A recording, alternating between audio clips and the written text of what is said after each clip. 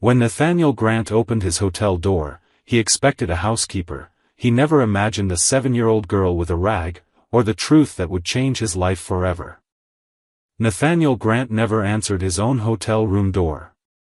In all his years of business travel, it had become standard protocol for staff to come and go without needing his acknowledgement.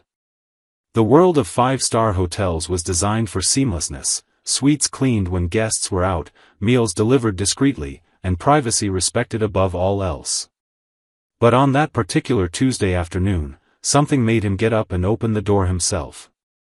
He was in his usual place at the sleek glass desk, reviewing projections for a hotel opening in Singapore, when the soft knock came. It wasn't rushed or loud. It was almost hesitant.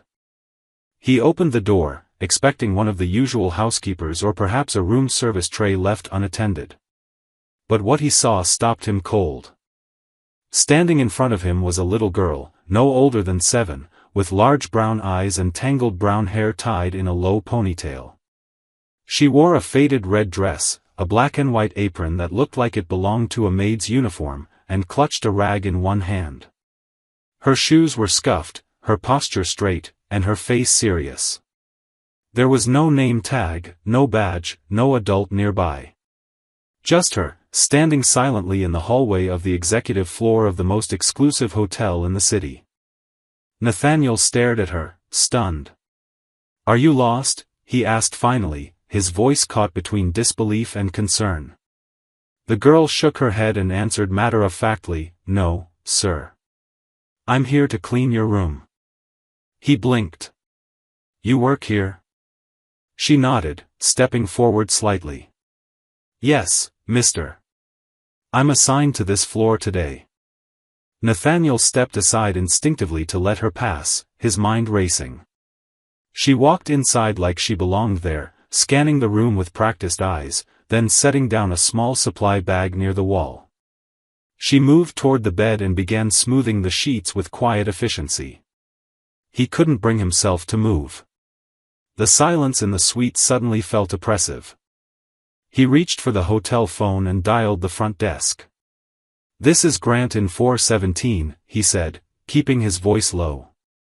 "Can someone please explain why a child is cleaning my room?" The receptionist's tone shifted awkwardly. "One moment, sir. I'll connect you to Mr. Carter." A few seconds later, Ben Carter, the hotel manager, picked up. "Mr. Grant, good afternoon. I understand there's been some confusion." Nathaniel didn't hide his frustration. "Confusion? There's a little girl scrubbing my linens." Ben hesitated, then said, "That's Ellie Thompson. She's part of our extended housekeeping program. Her situation is unique. Her family's been with us for years. It's temporary. She's supervised." "She's alone," Nathaniel said coldly. "In a luxury suite. With a rag. We try to support our employees however we can. Her grandmother is. I don't want excuses. I want answers." Nathaniel ended the call before Carter could finish. He turned back to the girl. She was now dusting the lamp by the window, humming softly to herself. She wasn't frightened. She wasn't clumsy. She moved like she had done this many times before. He took a breath and approached her slowly. "Ellie, right?" She nodded without looking up. "How long have you been working here?" "Since I was 5. "Only sometimes," she replied. "When my grandma gets tired." He stared at her, trying to process her words. She wasn't even old enough to understand how wrong this was, how out of place she should have felt. And yet she belonged here more than he did. Something cracked in his chest as he stood there in his expensive gray suit, watching a child wipe down his $5,000 marble coffee table like it was normal. Like it was fair. He didn't know her story yet. But he knew enough to understand that whatever brought her here, it wasn't by choice. It was survival. And as much as he hated to admit it, she had already walked further in life than most people he knew. He didn't stop her. Not yet. But he watched her. Every move. Every small, quiet breath. Because something told him that this wasn't just a cleaning. It was a beginning. The next morning, Nathaniel Grant found himself distracted during a conference call with the hotel's regional directors. He sat in the executive lounge, a tablet open in front of him, but his mind was far from occupancy rates and Q3 projections. His thoughts kept drifting back to room 417, to the tiny pair of hands that had dusted his luxury suite with practiced precision, to the girl who called herself a maid but looked like she should have been playing with dolls or learning multiplication tables. He hadn't told anyone what he saw, not beyond his sharp conversation with Ben Carter, who had followed up with an apologetic voicemail explaining the hotel's special circumstances and offering to reassign his cleaning schedule to someone more suitable. But Nathaniel didn't return the call. He didn't want excuses packaged in polite hospitality speak. He wanted the truth. After the meeting, he took the elevator down to the employee level. He didn't normally step foot in this part of his empire. It was the behind-the-scenes world of laundry carts, supply shelves, locker rooms, and break rooms where his employees existed outside the polished illusion they presented to guests. The floor smelled like detergent and bleach, and there was a buzz of activity as staff moved quickly from one task to the next. Most people didn't recognize him immediately without the usual entourage, but a few froze when they saw who had just walked in. He ignored their surprised expressions and walked straight toward the small housekeeping office tucked at the end of the corridor. Inside, he found Mrs. Martinez, the senior maid, sorting linen orders. She looked up with a startled expression when he entered. "Mr. Grant," she said, immediately straightening, her voice a mixture of respect and fear. "Is everything all right?" "I'm not here for formalities," he said, his tone firm but calm. "I want to know about Ellie Thompson. The little girl who cleaned my room yesterday." Mrs. Martinez blinked and looked down at the clipboard in her hand. She's a good girl. Works hard. Smarter than most of the adults here, to be honest. But it's not what it looks like." "Then explain it to me," Nathaniel said, crossing his arms. She hesitated. "Her grandmother, Gloria, worked here for almost 2 decades. One of the best we had. She raised Ellie on her own. No parents in the picture. A couple years ago, Gloria had a stroke. Couldn't keep up with the job. She refused to leave the apartment the hotel gave her because it was all she had left. So Ellie started helping, at first just bringing clean towels, then tidying rooms. We didn't ask her to. She insisted. Said they didn't have food.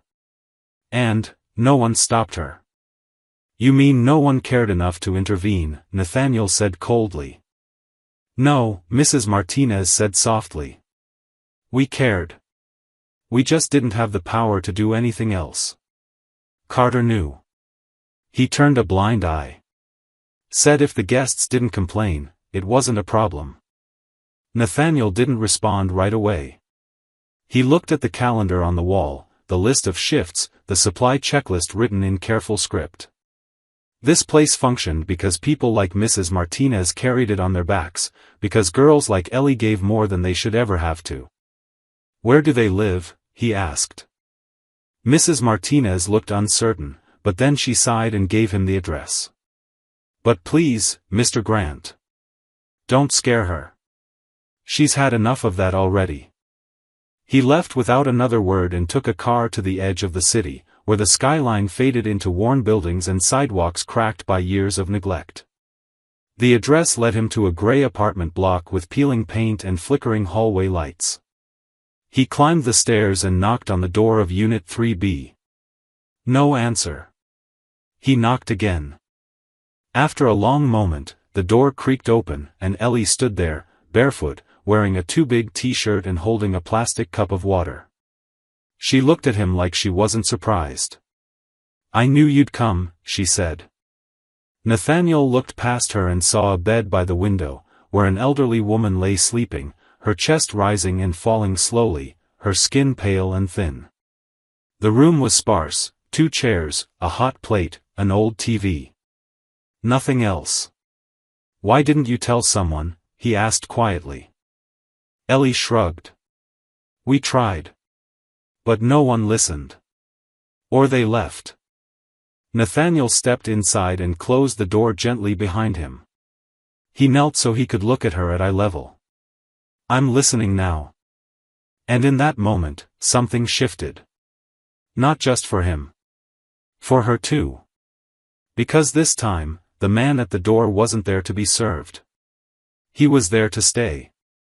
The air inside the small apartment felt heavy with silence, the kind of silence that wasn't peaceful but rather the result of exhaustion, illness, and years of survival. Nathaniel stood just inside the doorway of Unit 3B, absorbing every detail as if each object might explain something he didn't yet understand. The wallpaper was peeling at the corners, and the only source of light was a small desk lamp flickering weakly on the kitchen counter. The bed, positioned in the far corner beneath a cracked window, held the fragile figure of Ellie's grandmother. Her hands lay still atop the blanket, her chest rising and falling in a slow, labored rhythm. It was clear she was too weak to speak, perhaps too weak to even open her eyes. Ellie stood beside the bed, gently adjusting the blanket near the woman's shoulder.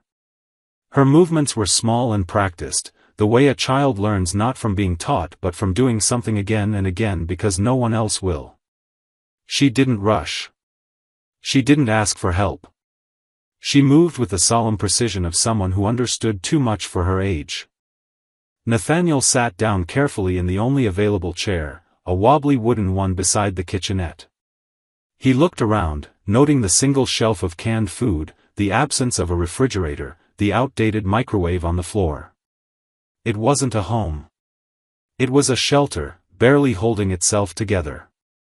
How long have you been living like this? He asked, his voice low but clear. Ellie didn't look up. Since Grandma got sick. Almost 2 years now. She said it like a fact, not a complaint. She worked in your hotel since before I was born. We used to live in the staff housing behind the building, but they made her leave when she couldn't work anymore. Mrs. Martinez said this place was empty, so we moved in. And the hotel never stepped in? Nathaniel asked, though he already knew the answer. They didn't care. Mr. Carter said we weren't employees anymore. She turned and met his gaze. But I was.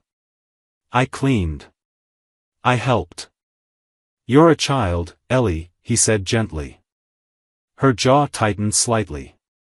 I'm also hungry. The words hit him harder than any boardroom negotiation or investor meeting ever had. He looked again at the thin layer of dust on the counter, the small stack of unpaid medical bills neatly tucked beside the lamp, and he felt something inside him twist. For years, he'd prided himself on efficiency, on running a global empire without mess or failure. But here was a mess he had ignored. Not in another country or another office, but under his very roof. One of his employees, his people, had collapsed, and no one had caught her. Except a 7-year-old girl with a rag and a wool made of iron. Nathaniel pulled his phone from his pocket and opened his notes. He quickly typed out a list: groceries, a new mattress, medical supplies, an in-home nurse, school enrollment contacts, legal consultation for guardianship status. It wasn't out of charity. It was out of responsibility. Because somewhere along the line, he had become part of this story. And now he had to decide whether he would stay in it. Ellie watched him type with cautious curiosity. What are you doing? I'm fixing what I should have noticed a long time ago, he said. But you're not going back to work, Ellie. That ends today. She took a small step closer. Then how will we eat? He looked her in the eye. You'll eat because I said you will. And because you deserve to be a kid. She didn't nod. She didn't smile. She just blinked slowly, like she was trying to decide whether she could believe him. Nathaniel stood and approached the bed, gently placing his hand on Gloria's shoulder. She needs care, he said quietly. Not just sympathy, real care. Doctors. Nurses. A proper bed. She doesn't want to go to a hospital, Ellie said quickly. She thinks if she leaves here, she won't come back. Then I'll bring the care to her, Nathaniel replied. That night, he called his private doctor and arranged for a team to assess Gloria's condition. He contacted a friend who ran a foundation for at-risk children and began the process of securing Ellie a place in a school that could offer her not only safety but challenge, stimulation, and joy. He ordered groceries to be delivered immediately and set up a temporary bank account to manage the family's needs until a long-term plan could be established. But more than logistics, he made a promise, to himself and to Ellie. He would not abandon them. He would not solve a problem and walk away. That part of him, the part that had always retreated behind titles and spreadsheets, was done. What began as an interruption in his routine had revealed a truth he could no longer ignore. The empire he built meant nothing if it could not protect the smallest people living within its walls. Before he left that evening, he knelt again beside Ellie and said, "Tomorrow morning, I'll take you to school. And I'll come back here every day until your grandma gets better. Do you understand?" She looked at him, then at her grandmother, then back. For the first time, her voice was quiet, unsure. "Do you promise?" He nodded. "With everything I have." She didn't answer. She simply walked over and wrapped her small arms around his waist. He stood there, frozen, as her thin frame pressed into him.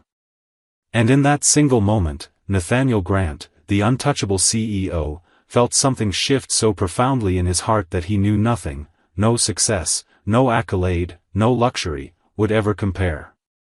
The next morning, Nathaniel arrived at apartment 3B just after 7, dressed not in his usual suit but in jeans and a navy pullover, a quiet signal that today was not about business. He carried 2 warm bags of breakfast, fresh pancakes, scrambled eggs, and orange juice, and a brand new school backpack, still wrapped in plastic. When Ellie opened the door, still wearing her oversized t-shirt and sleepy eyes, she looked surprised but not confused. As if some part of her had expected him to return, even though no one ever had before. "Good morning," he said, offering the food first. "Breakfast, made by real chefs. I figured you could use something better than crackers today." She took the bag with both hands and peered inside. Her eyes lit up, though she tried to hide the expression behind a neutral nod. "Thanks," she said quietly. While she ate at the small table, Nathaniel stepped into the other room to check on Gloria. A nurse he had arranged the night before was already there, gently adjusting the older woman's pillows and taking notes on a clipboard. Gloria was awake, if only barely, and murmured something incoherent when he greeted her. The nurse looked up and nodded. "She's stable, but very weak. We'll get her comfortable. It'll take time, but she's strong." Nathaniel stood silently for a moment, watching the scene, struck again by how fragile everything in this space felt. And yet, within that fragility, there was a strange kind of strength. He turned back to find Ellie at the table, her plate nearly clean, the juice half gone. She was watching him now, waiting. "Ready for your first day?" he asked. "I don't have school clothes," she replied without shame, just fact. "You do now," he said, placing the backpack in front of her. She unzipped it slowly, pulling out neatly folded jeans, a soft blue sweatshirt, socks, and shoes in her size.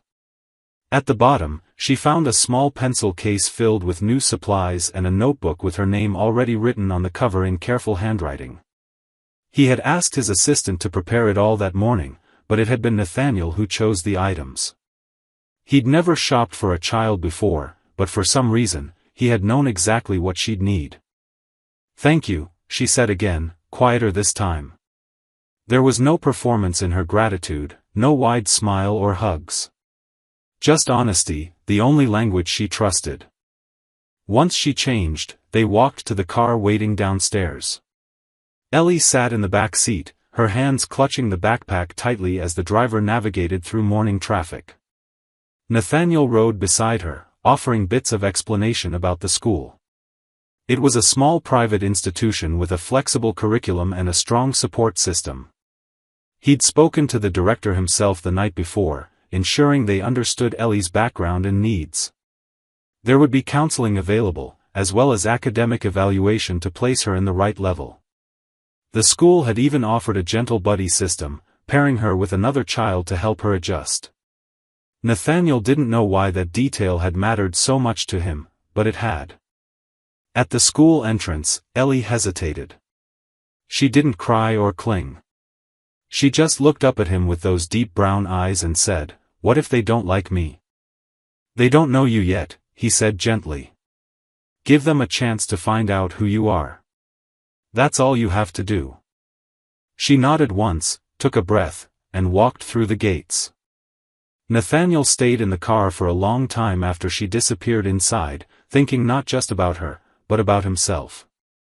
About how this had become more than a temporary act of kindness. It was something he couldn't step away from anymore. Ellie had become part of his days, his thoughts, his sense of purpose. She had shifted something fundamental in him, and he knew, deep down, that whatever happened next, she would not face it alone. Later that afternoon, after finishing a brief round of calls with investors and a postponed board meeting, he returned to the apartment. The nurse greeted him with a tired but genuine smile. "Your presence is making a difference," she said, gesturing toward Gloria. "She responds more when Ellie's happy. It helps." He sat down beside the bed and took Gloria's hand.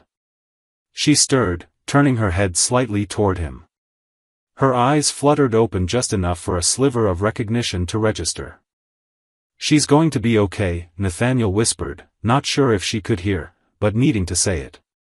"I promise you, she's going to be okay." That evening, when Ellie returned, her cheeks were flushed with something that looked a little like joy. She didn't say much, but she dropped her backpack on the chair, kicked off her shoes, and announced, "I got to write my name on a chalkboard."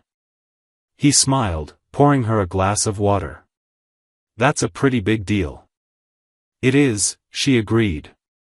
They ate dinner together, take-out sandwiches, nothing fancy. But for the first time, the meal felt like a ritual, like something that belonged to them. When she finished eating, Ellie sat beside him on the couch and leaned slightly into his arm. She didn't say anything. She didn't need to. And Nathaniel realized that the quiet moments, the ones without speeches or promises, were the ones that meant the most. He didn't have to say he cared. She already knew. A week had passed since Ellie started school, and in that time, everything Nathaniel thought he knew about the pace of life began to shift. Meetings still came and went. Boardrooms still demanded his authority. But his mind now operated on a second clock, one that revolved around morning drop-offs, after-school pickups, and the sound of a small girl's voice recounting how she learned the difference between sympathy and empathy from a story her teacher read aloud. He had never been a man to memorize routines that didn't concern profit, but now he knew exactly when Ellie's math quiz was scheduled and when Gloria's medication needed to be refilled. He hadn't planned for any of this. And yet, the more the days filled with these details, the more the emptiness in his life seemed to fade. Gloria's health remained fragile, but she was more alert now, speaking in full sentences on good days and even requesting simple meals. The nurse visited daily, and Nathaniel made sure she had everything she needed, from new bedding to a comfortable wheelchair that could move easily around the apartment. He didn't just want to help Gloria recover physically, he wanted her to feel respected again, like someone whose years of service hadn't been forgotten or discarded. Every time he saw her nod slowly while Ellie spoke or hold her granddaughter's hand in silence, he felt something stir inside him, a quiet reassurance that he was beginning to do something right. Still, despite the small victories, a part of Nathaniel remained unsettled. He had made decisions quickly, driven by instinct, but now that the dust had settled, he began to ask himself why. Why this child? Why her story? Why did one knock on a hotel room door undo years of distance he had so carefully built? The answer revealed itself not in a single epiphany, but in fragments, like when he watched Ellie carefully color in the lines of a school project with unwavering focus, or when she stood on tiptoe to reach the kitchen sink and rinse her own plate. She carried herself like someone who never expected help, never relied on promises, and he found himself wanting to prove that some people kept theirs. One evening, as the sky turned a warm pink and gold, Nathaniel sat across from Ellie at the small table in their apartment. She was scribbling in a notebook, her tongue peeking out slightly in concentration. He noticed a line she had written and tilted his head. "What's that for?" he asked, pointing to the phrase at the top of the page, "My Family, a Story by Ellie Thompson." She shrugged without looking up. "It's for class. We're supposed to write about who we live with and how they help us." "And what did you write?" She looked up, her expression unreadable. "I wrote that I live with my grandma. And now, you." He felt something tighten in his throat, but he didn't let it show. "Do you want to read it to me?" She hesitated, then turned the notebook around and slid it toward him. In her uneven handwriting, she had written, "My name is Ellie and I live in a small place but it is warm. My grandma is very sick but I help her and she still loves me. I used to clean rooms because we didn't have anything. Then one day a man opened a door. He didn't yell. He didn't tell me to leave. He asked if I was okay. He said I should be a kid. I didn't believe him. But he came back. He keeps coming back." Nathaniel stared at the words, then looked at her, unsure how to respond. She looked down again, continuing to write, as if nothing extraordinary had happened. But something had. In those few simple sentences, she had put into words what he couldn't admit out loud, that she had changed him. And he was starting to change her too. That night, after she had fallen asleep curled on the couch with a worn book in her hands, Nathaniel made a phone call he had been avoiding. It was to a lawyer he trusted, someone who handled sensitive matters discreetly and thoroughly. "I need to talk about guardianship," he said. "Temporary at first. But I want to begin the process." He hung up the phone and sat alone for a while, the hum of the refrigerator and the soft tick of the wall clock the only sounds in the apartment. This wasn't about generosity anymore. It wasn't even about making things right. It was about belonging, to something, to someone, in a way he never had before. And as he stood to check on Ellie, brushing a strand of hair from her forehead, he realized that she had already given him something he never expected to find again: purpose. Not for a quarter, not for a corporation. But for life. It had been just over a month since Nathaniel had stepped into Ellie's world, and although the days often passed in a blur of new routines, quiet dinners, and medical updates, something steady was beginning to take root beneath all the change. There was a rhythm now, a subtle but unmistakable rhythm to their lives that hadn't existed before. Every morning started the same. Nathaniel would wake early, prepare breakfast while Ellie dressed in her school uniform, and they would sit together at the kitchen table, not always talking, but always sharing the moment.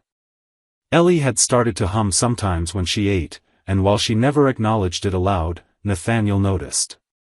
It was a small sign, but it meant something was healing. Gloria's condition remained fragile, but she was lucid more often, and the nurse reported that her vitals had improved. The improvement brought with it a deeper sense of stability in the home. Nathaniel had converted part of the apartment into a better medical setup: a reclining bed, soft lighting, shelves stocked with supplies, and a folding chair where Ellie often sat to read aloud after school. She still asked hard questions sometimes, the kind no child should have to carry. What happens if Grandma doesn't wake up tomorrow?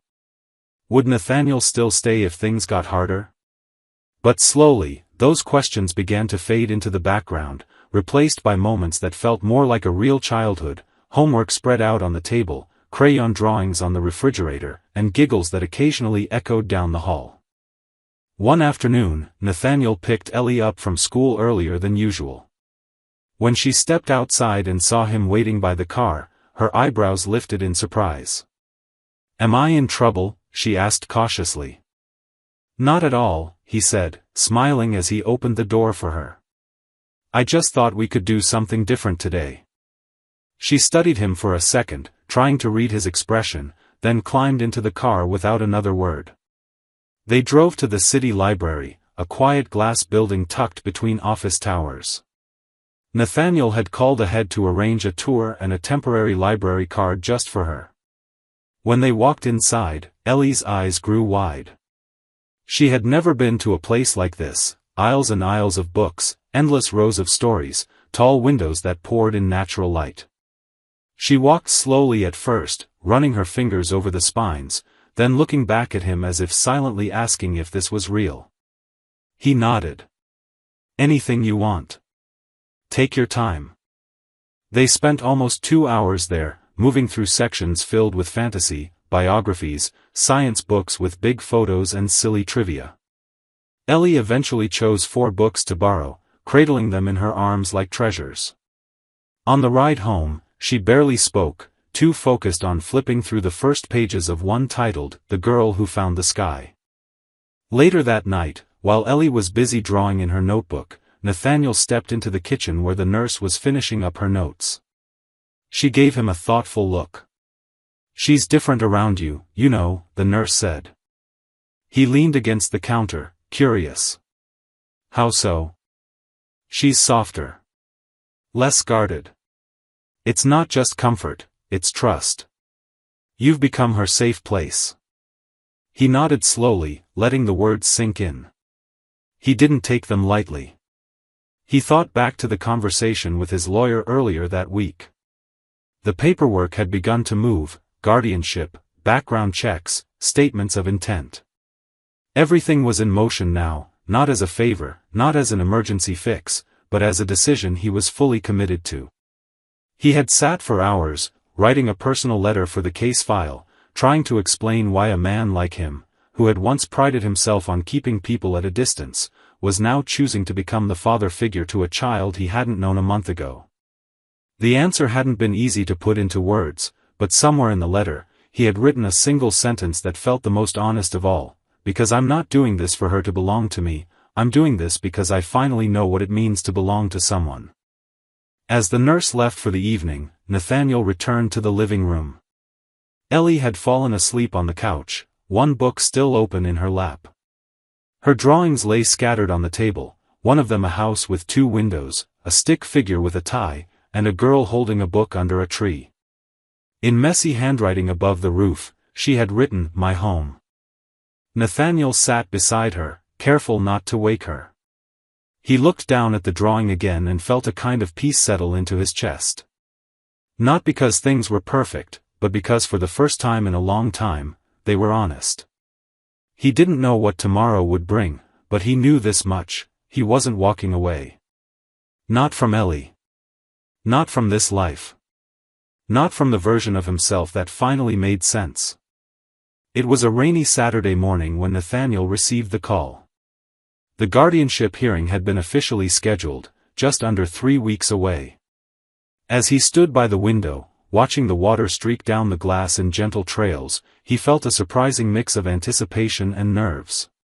He had faced high-stakes meetings with billion-dollar outcomes, spoken in front of world leaders and investors, but nothing had ever felt quite like this. This wasn't about profit or power. It was about permanence. It was about being chosen, not by a board, not by shareholders, but by a child who had once knocked on his hotel room door holding nothing but a rag and quiet defiance in her eyes. Ellie was still asleep when he returned to the kitchen, curled up on the couch beneath her favorite green blanket. Her hair was tangled from sleep, and a small stack of books rested beside her pillow. She had been reading more lately, absorbing worlds far beyond her own, and every night she told him a new fact she'd learned or a strange dream that her books had inspired. Her mind was blooming with possibility, and he knew now, without a shred of doubt, that this was where he belonged. By mid-morning, Gloria had asked to sit up for breakfast. The nurse helped prop her up with pillows, and Nathaniel joined her at the edge of the bed. He had learned how to read the quiet lines in her face, the slight narrowing of her eyes when she was in pain, the subtle twitch of her mouth when she found something amusing. That morning, she watched him closely, then motioned for him to come closer. She told me what you're doing, Gloria said, her voice still thin but clearer than it had been in weeks. The court. The papers. Nathaniel nodded slowly. I thought you should know. You're giving her a life I couldn't, she said, her tone flat, but not unkind. I raised her on prayer and grit. But I knew I couldn't protect her forever. You protected her more than most ever would, he said sincerely. You kept her alive. You gave her love. Everything else. I'll try to take from here. Gloria studied him with eyes far sharper than her body let on. You won't run? I won't even step back. She closed her eyes for a long moment, then opened them again and offered the smallest nod. In that quiet approval, he felt the weight of something sacred, something he hadn't earned but would carry with everything he had. Later that day, he took Ellie out to a small bookstore downtown. The rain had eased into a soft drizzle, and they walked beneath a single umbrella, her hand tight around his. She didn't ask where they were going. She had stopped asking weeks ago, somehow already trusting that wherever he led her, it would be safe. The bookstore was narrow and dimly lit, with wooden floors that creaked and shelves that stretched to the ceiling. It smelled like paper and warmth. Ellie lit up the moment they walked inside. She wandered off instantly, her fingers brushing gently against the spines of books as if they were living things. Nathaniel watched from a distance, letting her explore, letting her feel ownership over a space that belonged to her curiosity. He found her sitting cross-legged on the floor near the back corner, reading silently. She didn't notice him approach until he crouched beside her and asked, "Find something good?" She held up the cover. It was a story about a girl who built a flying machine out of scraps and dreams. "That one's you," he said softly. She rolled her eyes. "I don't build machines. You build futures. That's harder." She studied him for a long second before asking, "Are you nervous about the court?" "Yes," he answered honestly. "Me too." They sat in silence for a while, side by side among the books. Nathaniel realized that she wasn't looking for reassurance anymore, she was looking for honesty. And he owed her that more than anything. When they returned home that evening, they found a surprise waiting on the table, a framed drawing. Gloria had asked the nurse to help her prepare it while they were gone. It was Ellie's artwork from weeks ago, the one with the house and the tree and the figures drawn with love. But now, it was framed in a simple wooden border, and beneath it, in Gloria's careful handwriting, were the words, "*Family isn't given. It's chosen*." Nathaniel stood staring at it longer than he meant to. Ellie looked up at him and said, "I think Grandma gets it." He nodded slowly. "I think we all do." That night, as he tucked her into bed, she whispered, "Even if something goes wrong in court, you'll still be here, right?" He leaned down and kissed her forehead. "Nothing's going to go wrong. But yes. No matter what, I'll still be here." And for the first time, she didn't respond with another question. She just closed her eyes and let herself fall asleep. Because she believed him. And that meant everything. The courtroom was quiet, more understated than Nathaniel had imagined, with pale walls, polished floors, and the soft hum of ceiling fans spinning slowly overhead. There were no flashing cameras, no grand declarations, just a small bench, a judge with tired but kind eyes, and a few rows of chairs where social workers, attorneys, and family members waited in near silence. Nathaniel sat at the front, dressed in a tailored navy suit, not because he wanted to impress, but because he knew that today mattered. Beside him sat Ellie, wearing the pale yellow dress she had picked out herself, her hands folded tightly in her lap. She looked around the room with quiet curiosity, but there was a nervous stiffness to her shoulders, the kind that didn't come from fear of strangers but from the worry that this too might be temporary. The judge called the case to order, and everything began with a low, formal murmur, statements read aloud, documents submitted, assessments presented.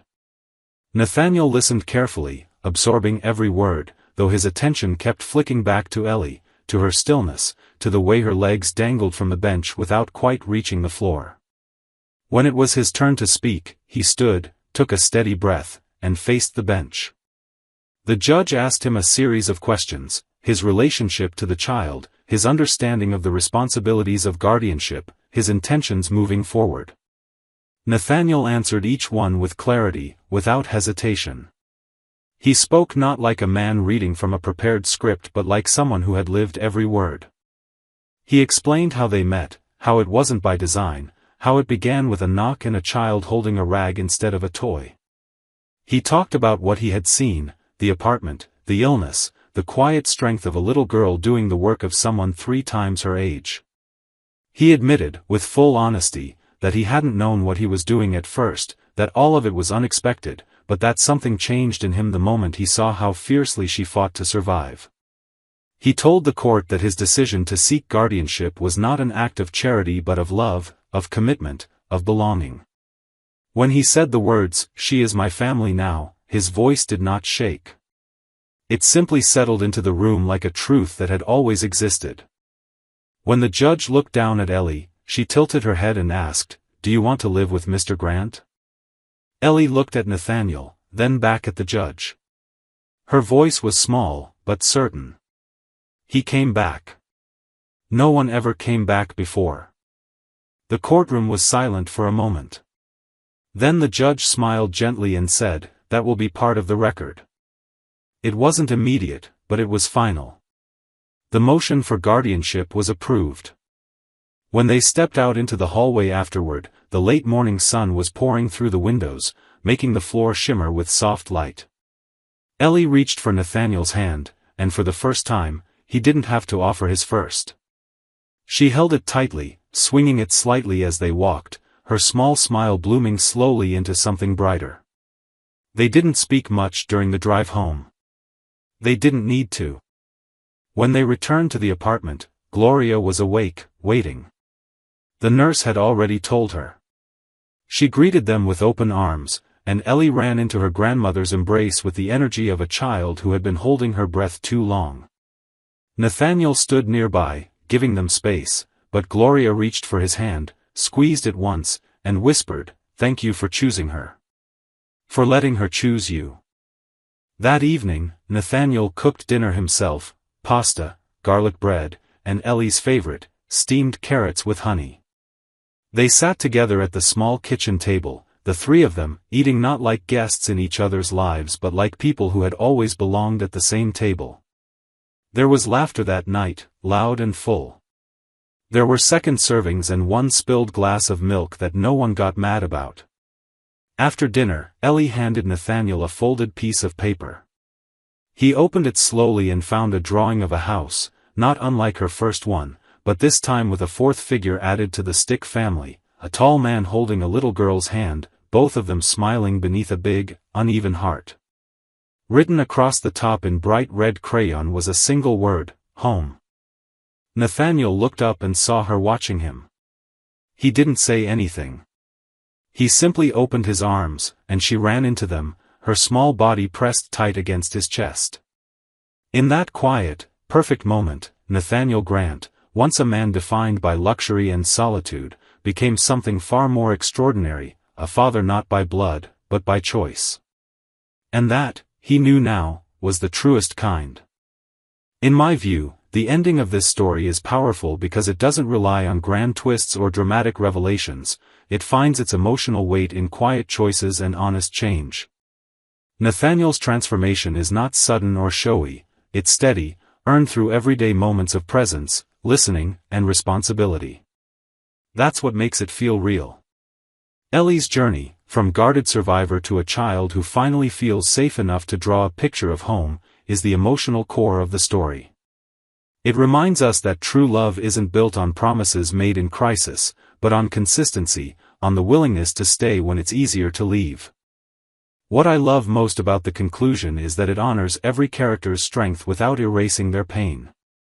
Gloria doesn't get a miracle cure, Ellie doesn't forget what she's been through, and Nathaniel doesn't become someone else entirely, he simply becomes the best version of himself. It's a story about how one unexpected encounter can open the door to everything you didn't know you needed. And in the end, it's not about saving someone, it's about saving each other. That's what makes it unforgettable.